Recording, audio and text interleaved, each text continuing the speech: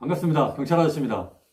자, 오늘은요, 형사가 어떻게 되는지와 형사들이 어느 부서에서 근무를 하는지에 대해서 말씀을 드리겠습니다. 자, 어떤 분들은 저한테 여쭤볼 때, 형사님, 형사는 어떻게 돼요? 라고 많이 물어보거든요. 그런데 어떤 분들은 이렇게 알고 있어요. 형사를 따로 뽑고, 경찰을 따로 뽑고, 해서 뭐 근무하다가 또 형사가 되기도 하고, 뭐 다른 부서에서 근무도 하고, 이렇게 하는 줄 알고 있거든요.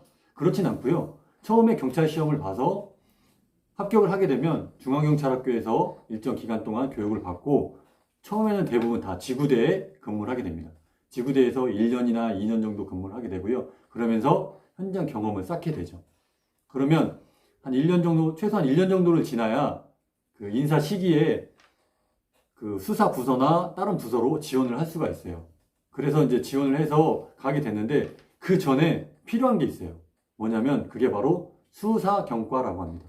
수사경과는 뭐냐면 일정한 교육을 받거나 시험을 통해서 그 경과를 취득을 해야 되는 거예요. 한마디로 수사부서에서 근무할 수 있는 최소한의 기본적인 소양을 쌓아야 된다는 거예요. 그래서 그 경과를 부여받아야지만이 가서 근무를 할 수가 있어요. 그래서 1년에 한 번씩 수사경과 시험을 치르고 있고요. 그 다음에 3주 이상에 해당하는 뭐 경제범죄나 아니면 수사경과 그 해당하는 교육을 받아야 돼요. 그래야지만이 수사경과를 부여받을 수 있고요. 그 수사경과를 부여받으면 수사부서에 지원을 할 수가 있습니다. 그래서 인사발령은 뭐 1월이나 2월에 한번 하고요. 또 하반기는 뭐 6월이나 7월에 한번 하게 되는데 그때 그 수사경과에 해당하는 부서에 지원을 할 수가 있습니다. 그러면 그 수사경과가 있을 때 지원할 수 있는 부서가 어디냐? 먼저 생각을 해보면요. 제가 10년 동안 근무를 했던 강력팀이 있는 형사과, 그리고 뭐 경제사범이나 지능사범을 검거하는 수사과, 그리고 여성범죄, 성범죄 이런 것들을 다루고 있는 여청과, 그리고 외국인 범죄를 다루는 외사과 이런 것들이 있습니다.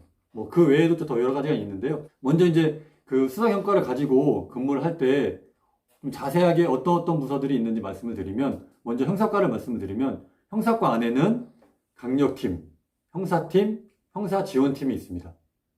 그래서 강력팀은 뭐 절도, 강도, 뭐 살인, 뭐 방화, 뭐 마약, 조폭 이런 강력범죄를 담당을 하고요. 형사팀에서는 절도사범을 검거를 했을 때 조사를 하고 뭐 폭력사범, 그다음에 어떤 물건을 부셨을 때 업무방해, 동네조폭 이런 것들을 검거하기도 하고 지구대에서 검거된 그런 피의자들을 조사해서 그 기록을 성취하는 업무를 하고 있습니다. 그리고 이제 수사과에서는요. 지능팀, 경제팀, 수사지원팀 이렇게 있는데 지능팀에서는 최근에 문제가 됐던 N번방 사건 있잖아요. 성착취물 그런 사건들을 처리했던 데가 지능범죄수사대라고 있거든요. 서울청에서 지능범죄수사팀에서 하고 있는데 그런 특별법, 그 다음에 뭐 큰 이슈가 되는 뭐 특별법 사건들 이런 것들을 처리를 하고 있습니다.